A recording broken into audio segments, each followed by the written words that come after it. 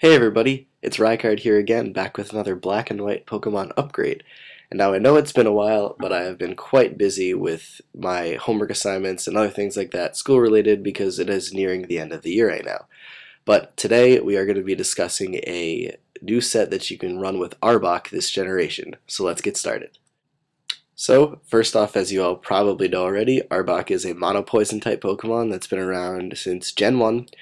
And it has some actually really good abilities that can be used in a lot of different ways to make it useful for different situations that Arbok is going to be in, such as, having Intimidate to lower your opponent's physical attack, making you easier to take, or making it easier for you to take physical hits and things like that, or using the ability Shed Skin, which is really great because it removes statuses that Arbok could potentially be inflicted with. Now, its Dreamworld ability, Unnerve, really isn't that great because all it does is it prevents your opponent from using berries if they have them. So it really is very situational and not something that you really would want to be running unless you really need something to carry or to counter like a berry set that your opponent, or that your opponent's going to run. But it's highly unlikely in my opinion. But as for the stats, it has some pretty okay stats all around. They're basically average to low average stats in terms of all areas, but they can still be maxed out in a certain way to allow it to be really effective in one particular area. For example, maxing out its attack could make it a pretty good physical attacker and things of that nature.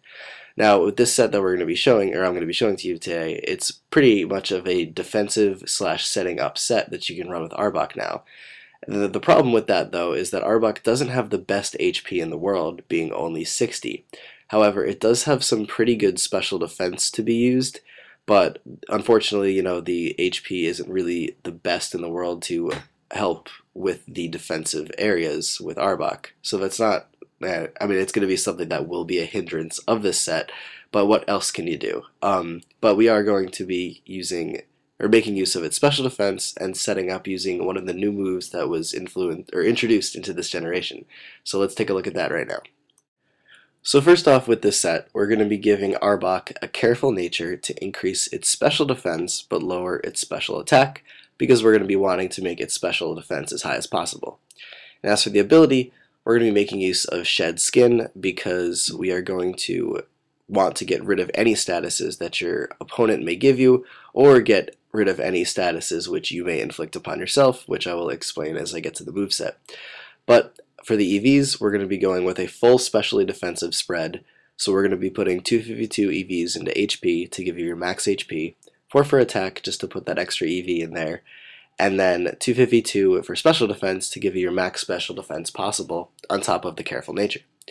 Now, so the item for the set, we are going to be using Leftovers just because it's the best way to have recovery on this Pokemon, aside from any, recovery moves that we may be using in the move set.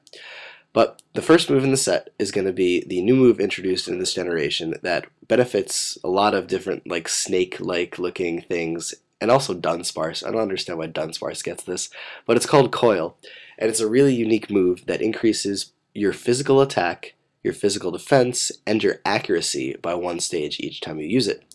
And now all of these things will come into play in the set because since you are max specially defensive, your physical defense will be lacking, meaning that Coil will be a great way to increase that stat. Also, since we're running fully defensive, we aren't really thinking too much about our own attack, so Coil will be boosting that.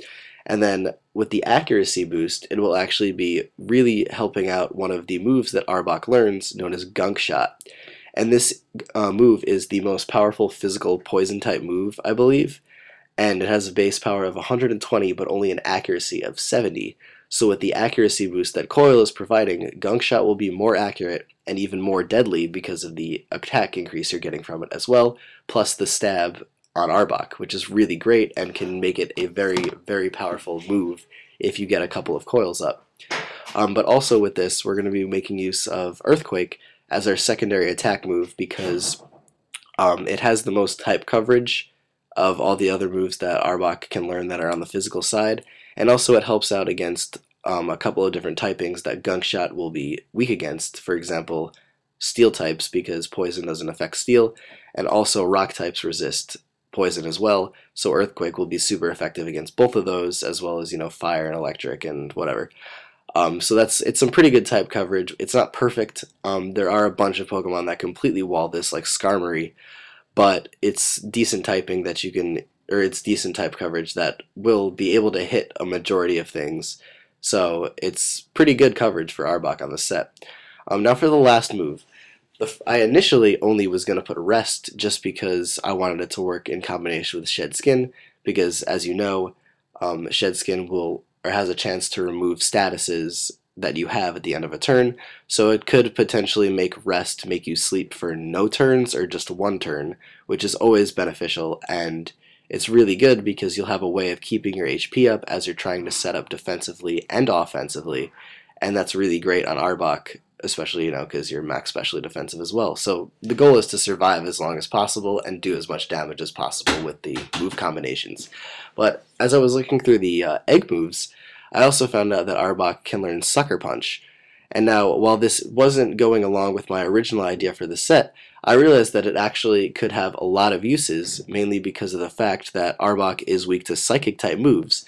So after a coil or two, Sucker Punch can actually be a very powerful priority move to hit things that may counter it, like, I don't know, Espeon's actually been very common lately, also, Alakazam and the new Reuniclus. So there's a lot of Psychic types that are being used now, actually, with great success. So Sucker Punch could be a pretty good way to counter them if you expect, a switch in to beat your Arbok. But in my opinion, going with Rest is probably the best move for longevity purposes, but Sucker Punch can give you some good typing and also priority if you need it on your team if you don't have it anywhere else. But this is pretty much it for the set. I was actually planning on making this set as one of the first videos for this upgrade series, but I decided against it because I figured I would go for more powerful upgraded Pokemon as opposed to, Arbok.